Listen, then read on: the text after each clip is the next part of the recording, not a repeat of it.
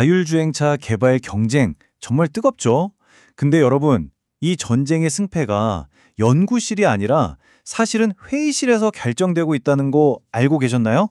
오늘 바로 그 치열한 인수합병 전략의 세계를 한번 제대로 파헤쳐 보겠습니다.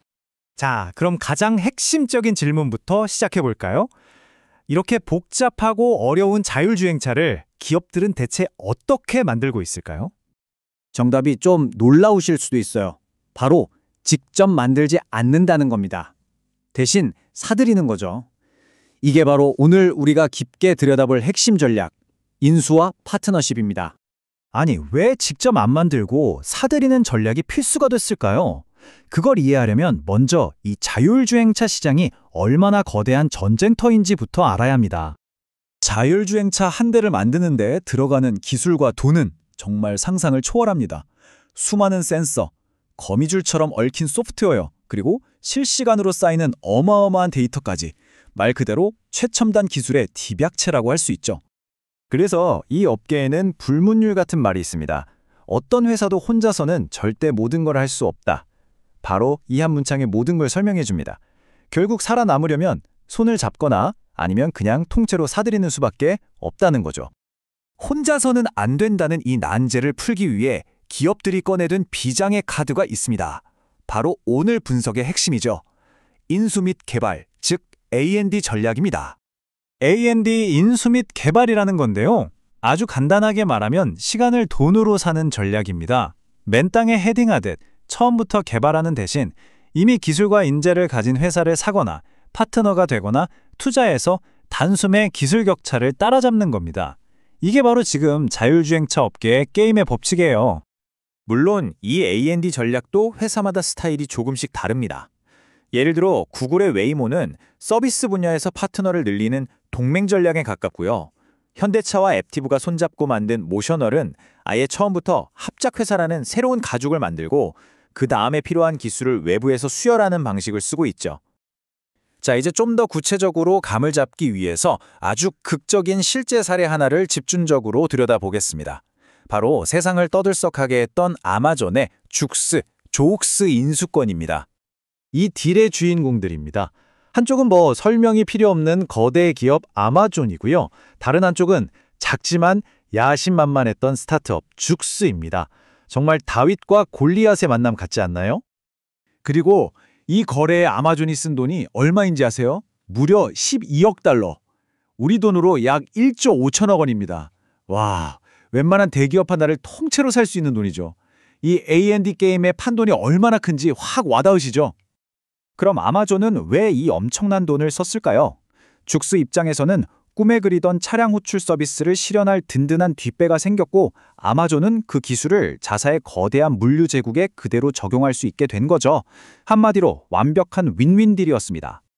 근데 이 아마존과 죽스의 사례는요. 거대한 기술 전쟁의 아주 작은 일부일 뿐입니다. 이제 시야를 좀 더 넓혀서 어떤 기술 분야에서 이런 쩐의 전쟁이 벌어지고 있는지 한번 살펴보겠습니다. 이 A&D 경쟁의 본질을 한마디로 표현하자면 바로 자동차의 감각을 누가 지배하느냐의 싸움이라고 할 수 있습니다. 자동차가 보고, 듣고, 느끼는 능력을 말하는 거죠. 그 첫 번째 전쟁터는 바로 레이더입니다. 전파를 이용해서 물체의 거리나 속도를 파악하는 자동차의 아주 기본적인 감각기관이죠. 이 레이더 기술 시장을 보면 정말 쟁쟁합니다. 구글 같은 빅테크는 물론이고 앱티브 같은 전통적인 자동차 부품 강자까지 그야말로 전면전이 벌어지고 있어요. 각자 잘하는 분야가 다른 기업들이 뛰어드니까 기술 발전 속도는 더 빨라지고 있죠. 다음 전쟁터는 라이다입니다. 레이저를 쏴서 주변 환경을 아주 정밀한 3D 지도로 만드는 기술인데요. 자율주행차의 매눈 같은 역할을 한다고 보시면 됩니다. 라이다 시장도 정말 볼만합니다.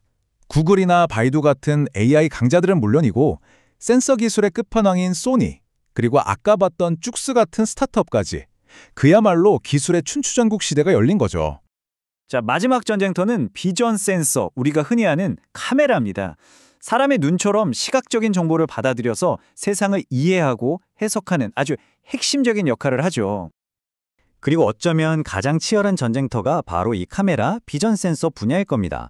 보세요. 자동차 부품의 전통 강자인 보쉬와 덴소, 반도체의 심장을 만드는 인텔, 심지어 자동차를 직접 만드는 토요다까지. 이건 뭐 전공 분야를 가리지 않고 모두가 뛰어든 시장인 셈이죠.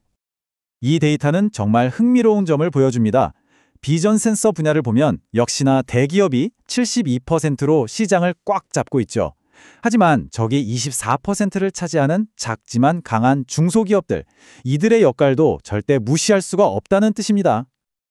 자, 이렇게 복잡한 인수합병과 기술 전쟁 이야기. 그래서 이 모든 게 대체 우리에게 어떤 의미가 있는 걸까요? 왜 중요할까요? 핵심은 딱 세 가지입니다. 첫째, 미래 교통의 모습은 연구실뿐만 아니라 M&A를 결정하는 바로 그 회의실에서 그려지고 있다는 사실. 둘째, 우리가 앞으로 타게 될 자동차는 한 회사의 작품이 아니라 수많은 회사들의 기술이 얽히고 설킨 복잡한 결과물이라는 점. 그리고 마지막으로 가장 중요한데요. 이 사서 개발하는 모델 자체가 이제 21세기 혁신의 새로운 공식, 즉 새로운 청사진이 되고 있다는 겁니다. 마지막으로 이런 질문을 한번 던져봅니다. 앞으로 여러분이 탈 자동차의 가장 혁신적인 기능은 아마 그 차를 만든 회사가 직접 개발하지 않았을 가능성이 아주 높습니다. 그렇다면 과연 그들은 다음 기술을 누구에게서 사오게 될까요? 이 질문에 대한 답을 찾는 과정이 바로 미래 교통의 지도를 그리는 일이 될 겁니다.